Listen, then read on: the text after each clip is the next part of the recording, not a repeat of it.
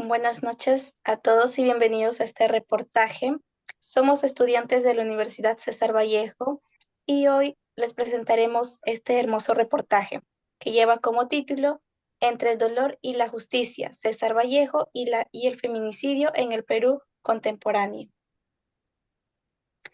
Como integrantes del grupo tenemos a Huamán Guanaco Nancy Edith, Martínez Milla Lisbeth Josefina, Sánchez Flores Aleida Janet, Vega Viera Lilibet Esther.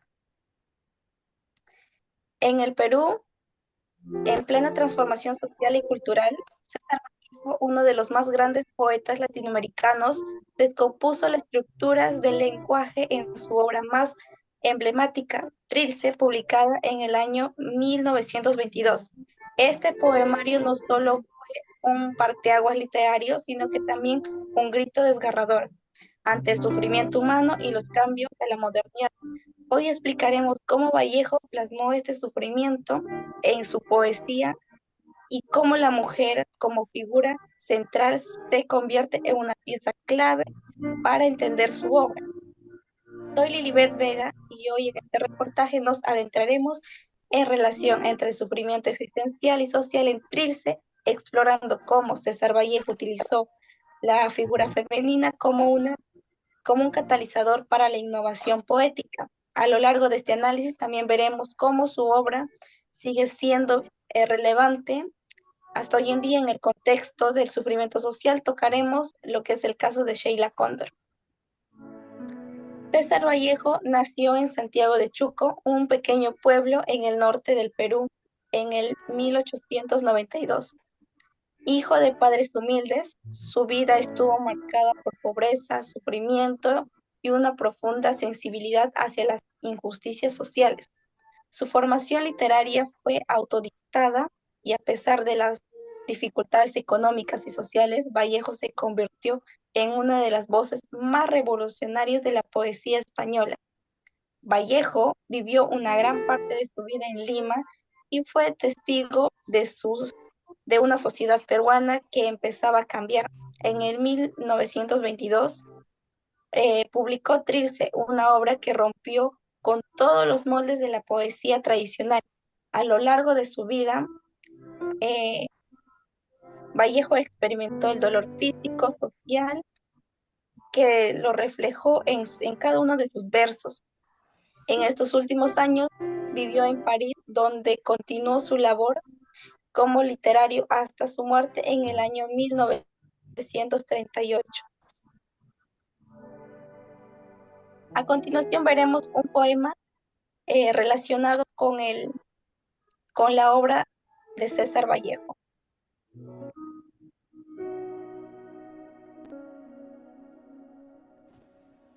En el rincón aquel donde dormimos juntos tantas noches, ahora me he sentado a caminar. La cuja de los novios difuntos fue sacada, o tal vez, ¿qué habrá pasado? Has venido temprano a otros asuntos y ya no estás. Ese rincón donde a tu lado leí la noche, entre tus tiernos puntos, un cuento de laureado. Ese rincón, amado, no lo equivoques. Me he puesto a recordar los días de verano idos, tu entrar y salir, poca y harta, y pálida por los cuartos. En esta noche pluviosa, ya lejos de ambos dos, saltó de pronto. Son dos puertas, abriéndose, cerrándose. Dos puertas que el viento van y viene, sombra a sombra. En, este, en esta poesía, en Trilce, Vallejo presenta un mundo fracturado donde el dolor no solo es individual, sino que también social. La angustia existencial se convierte en una respuesta a los cambios sociales y a la modernidad. La obra está marcada por un lenguaje fragmentado que ésta refleja el caos y la incompletud del ser humano frente al entorno adverso.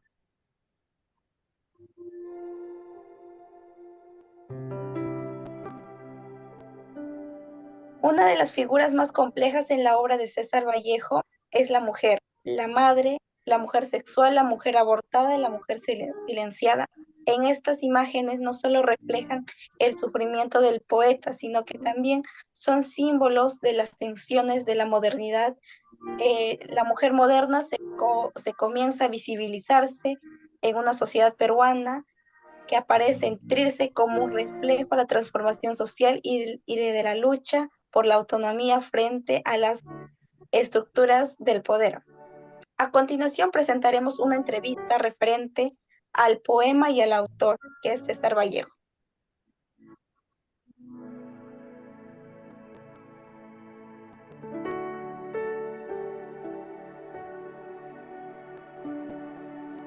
Ah, Hola, ¿qué tal? Buenas noches. Estamos con Hugo Taipecano, ingeniero geólogo de la Universidad Mayor de San Marcos.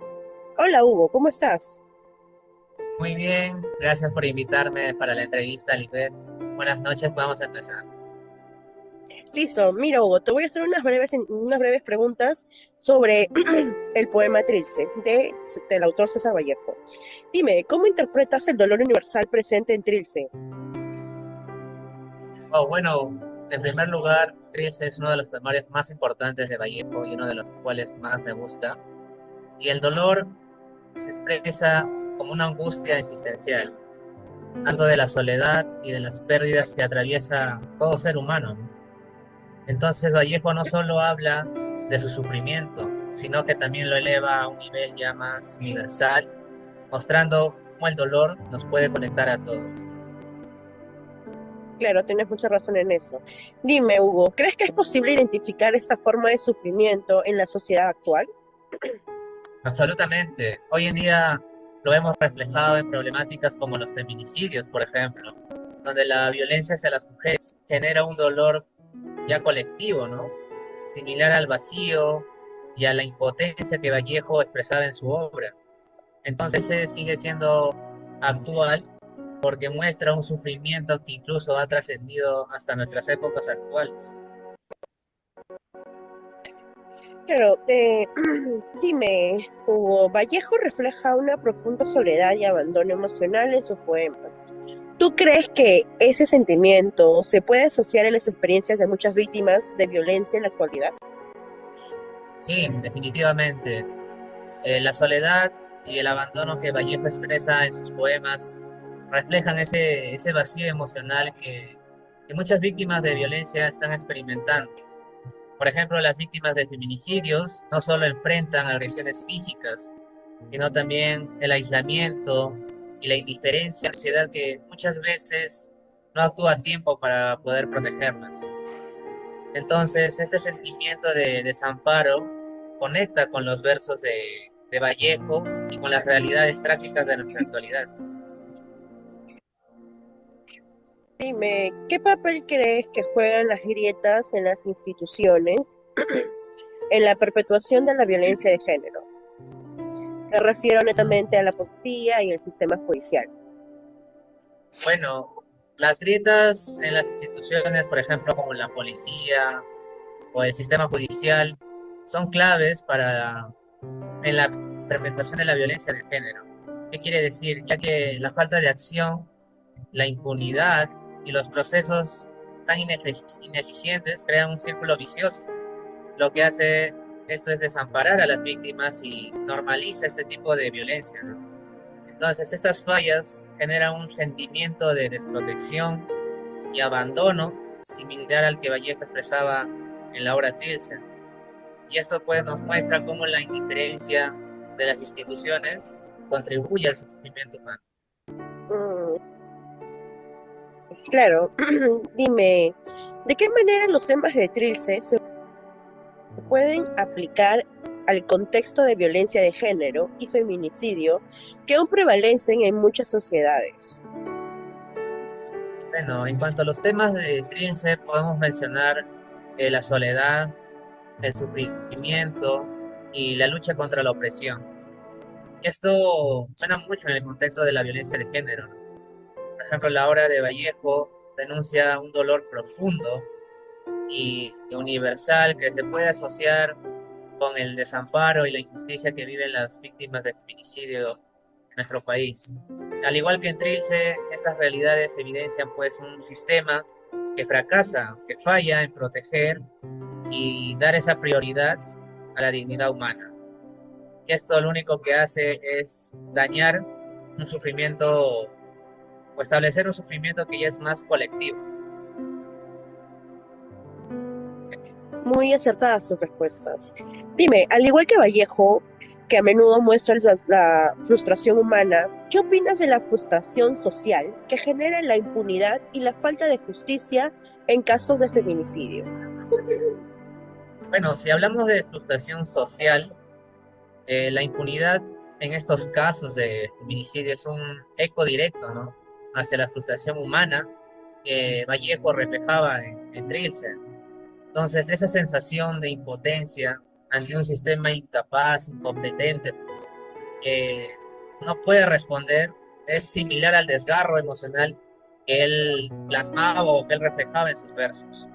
Entonces, la impunidad no solo perpetúa la violencia, sino que también despoja a las víctimas y a sus familias de cualquier esperanza de justicia.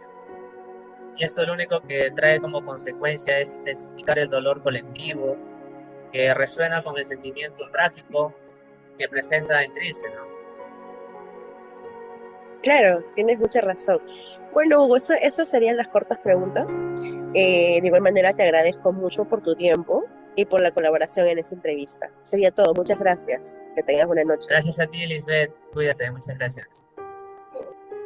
Este mismo tragedias recientes,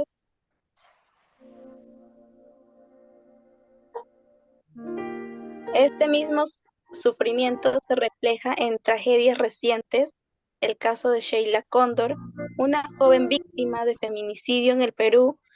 Es un claro ejemplo de cómo las estructuras sociales y judiciales fallan a la hora de proteger a las mujeres.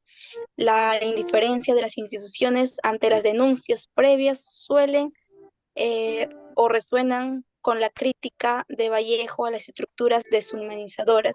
A continuación presentaremos la entrevista a la doctora Nancy Guamán.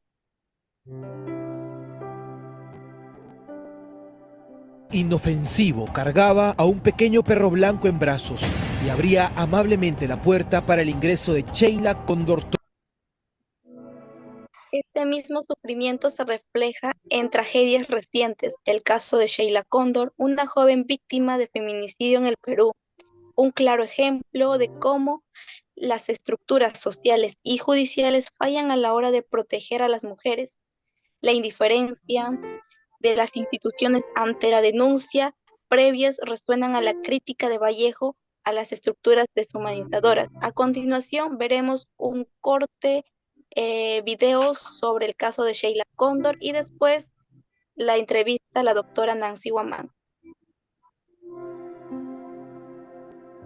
Inofensivo, cargaba a un pequeño perro blanco en brazos y abría amablemente la puerta para el ingreso de Sheila Cóndor Torres a su condominio.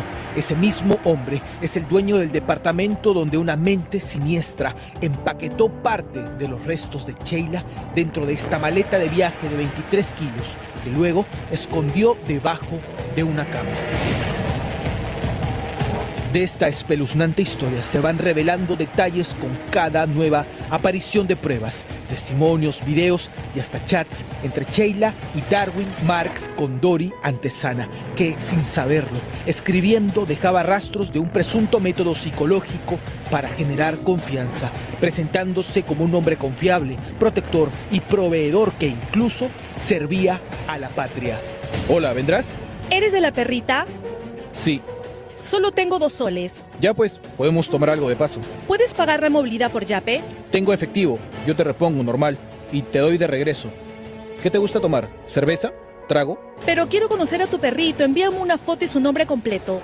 ¿Cuál es tu nombre? Darwin, ahí te doy mi carnet de la Policía Nacional del Perú.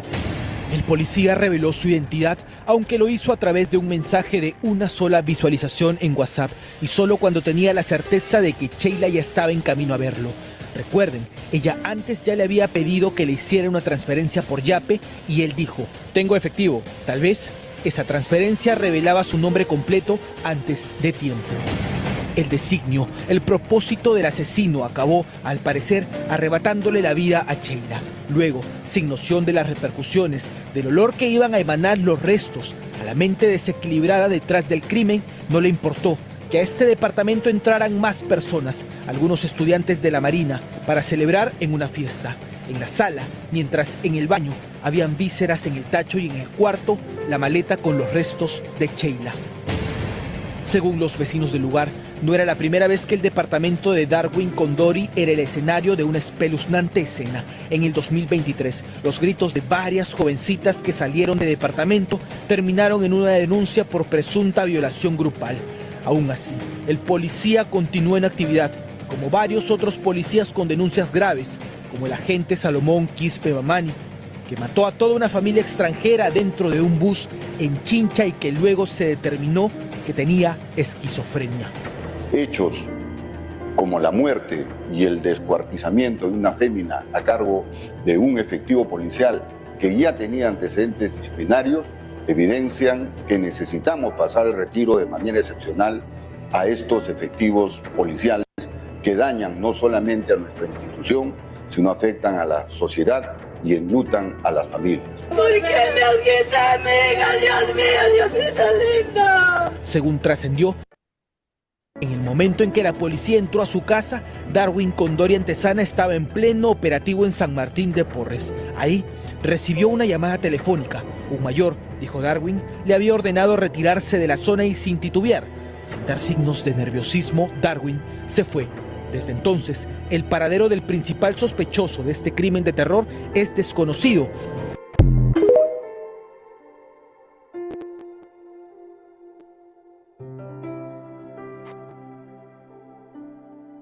Buenas noches a todos, bienvenidos a esta noticia en vivo. Hoy 14 de diciembre del año 2024 nos encontramos con la doctora Nancy Guamá, quien nos acompañará en nuestra noticia, donde abordaremos un tema crucial sobre uno de los casos de feminicidio que ocurrió en el Perú. Bueno, siendo un caso relevante el día de hoy, acompáñenos usted, doctora, a responder las siguientes preguntas que nuestros televidentes nos han mandado. Como primera pregunta, por parte de una de las ciudadanas de Lambayeque, nos pregunta: ¿conoces el caso de Sheila Cóndor? ¿Qué opinión te genera al respecto? Claro, Sheila Mayumi Cóndor es una joven de 26 años que fue reportada como desaparecida el 13 de noviembre del año 2024 en Lima. Días después, su cuerpo desmembrado fue hallado en una maleta en el departamento de Darwin Condori, un suboficial de la Policía Nacional del Perú. Este caso es profundamente perturbador, ya que se evidencia una brutal violencia de género y una alarmante falla en los sistemas de protección.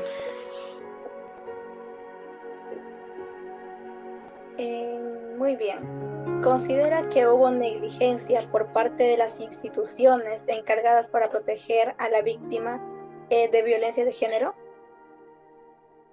Sí, la verdad que hubo una clara negligencia institucional, ya que la familia de Sheila intentó denunciar su desaparición, pero en la comisaría le respondieron que al ser mayor de edad probablemente se había ido con un novio y que regresaría pronto.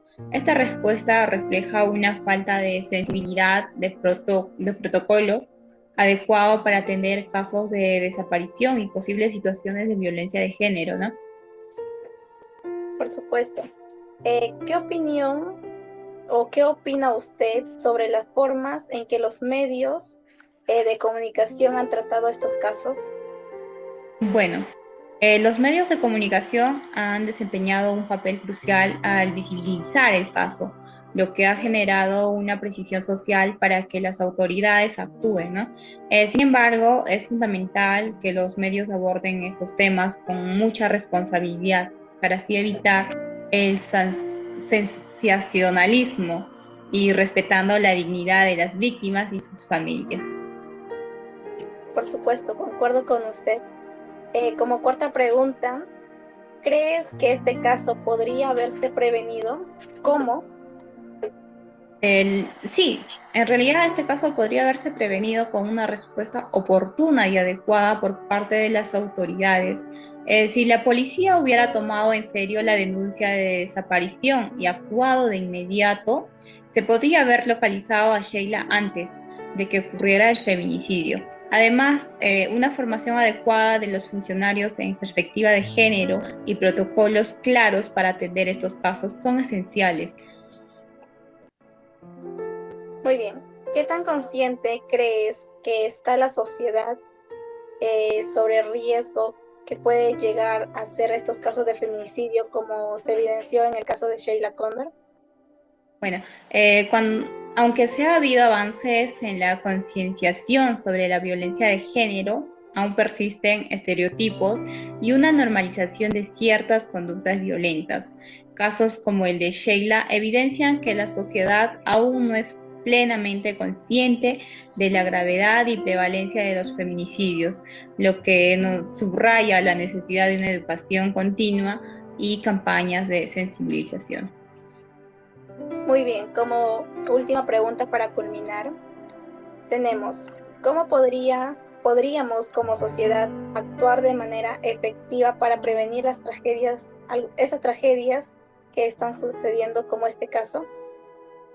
Bueno, es esencial fortalecer la educación en lo que es la igualdad de género desde edades muy tempranas, ¿no? Para promover campañas de sensibilización sobre la violencia de género y garantizar que las instituciones encargadas de proteger a las víctimas actúen con diligencia y empatía.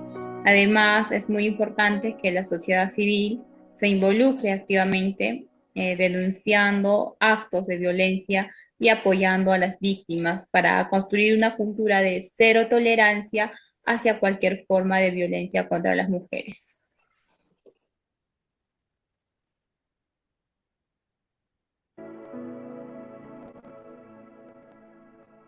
Bueno, en el caso de Sheila Condor es una tragedia que refleja la falla de la justicia de las instituciones encargadas de proteger a las personas, especialmente a las mujeres. Su historia de Sheila resume con el dolor colectivo. Implica que César Vallejo lo articula en su obra Trilce, donde aborda el sufrimiento humano y la realidad de su frente a un entorno de la humanidad y que hoy en día seguimos enfrentando fuertes feminicidios, la cual mostraré un estadístico de feminicidios del año 2000 al año 2022. La magnitud de feminicidios tenemos que en el 2015 se registraron 84 casos de contratados y verificados de feminicidios, ¿no? Y en el 2022 147 casos, la cual ha sido un aumento enormemente que nos siguen afectando día a día. Esto tenemos que el 0,9% de 1.000 mujeres, eso quiere decir 900 personas sufren violencia o feminicidios al año.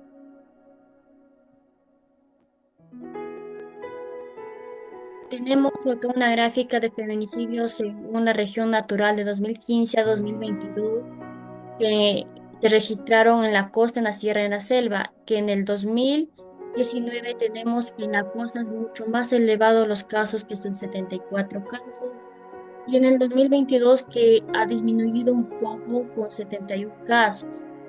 Y esto de menor casos es en la selva, en la cual 2015 hace 16 casos, y la 2022 que se ha seguido manteniendo todavía por ahí con casos.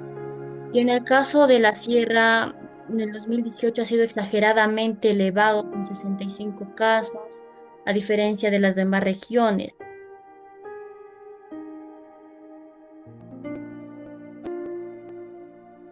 Acá tenemos una gráfica que representa esto, según la edad. En el año 2018, los mayores casos de feminicidio han sido de 18 años a 29 años, y es un 44,7%. A diferencia de casos de menores de 18 años, que ha sido un 6,7%. En el 2019 sigue en alto el mayor caso de feminicidio de 18 a 29, que es 41,9%. en la cual igual en el 2020 sigue la edad de 18 a 29 años con más alto caso de feminicidio. 2021 igual, 2022 igual, son mayormente los feminicidios se dan de 18 a 29 años. Prácticamente esos son unas edades que da mucho que decir, ya que esa edad están estudiando muchas personas y sufren de feminicidios, la cual les genera un trauma psicológico a sus familiares, ¿no?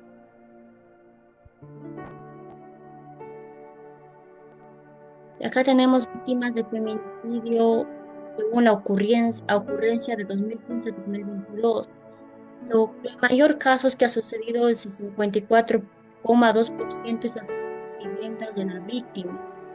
Luego continuamos con el siguiente lugar, que es lugar de desalojo, que es el 11%. Luego continuamos con el vía pública, que es un 9,2%. Luego vamos a en un lugar donde no precisa, no es al 6,4%. Luego tenemos la vivienda del presunto victimario, que suma un 5,7%. Luego vamos a esto, en otros casos, que es el 3%. Eso quiere decir que mayormente los casos se genera en la vivienda de la víctima, ya que están conviviendo con su pareja mayormente y ocasionan el feminicidio, que es demasiado, más de la mitad de los casos que sugieren año tras año. Y tenemos acá los feminicidios según la forma o medio utilizado en el año 2022. Tenemos el estrangulamiento, asfixia o ahogamiento, que es el 23,1%, que son la mayoría de casos que se dan de esa manera. También tenemos por otro lado la arma blanca, que suma un 20,4%. Luego tenemos algo que no precisa necesariamente el 19,7%. Luego tenemos otro como objetivo contundente que suma al 13,6%. También tenemos por otro lado la arma de fuego que suma al 10,9%.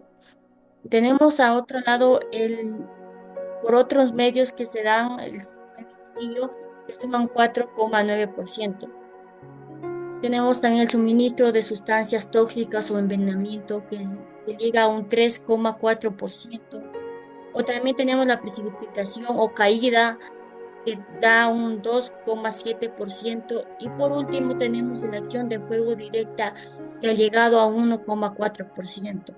Esas serían las sumas totales de año tras año que sufrimos feminicidio, y cada año va empeorando en vez de mejorar, ya que las autoridades tienen la importancia de poner un alto a estos casos de feminicidio.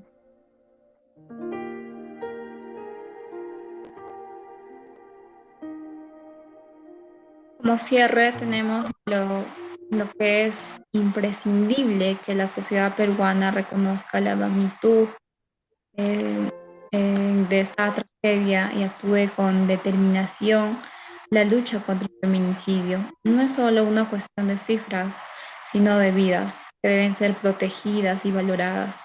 La justicia debe ser accesible y las políticas deben ser revisadas y reforzadas para erradicar la violencia de género.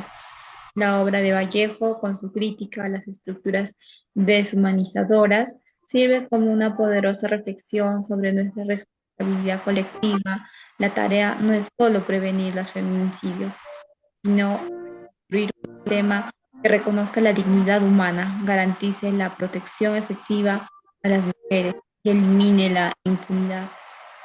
Solo así entonces podemos avanzar hacia una sociedad más justa y respetuosa, donde no haya más víctimas que se queden en silencio de la indiferencia. Así concluimos con todo este reportaje, donde mostramos ambos contenidos sobre la obra Triste y el caso de ejemplificación que es de Sheila Cóndor. Muchas gracias por esta visualización.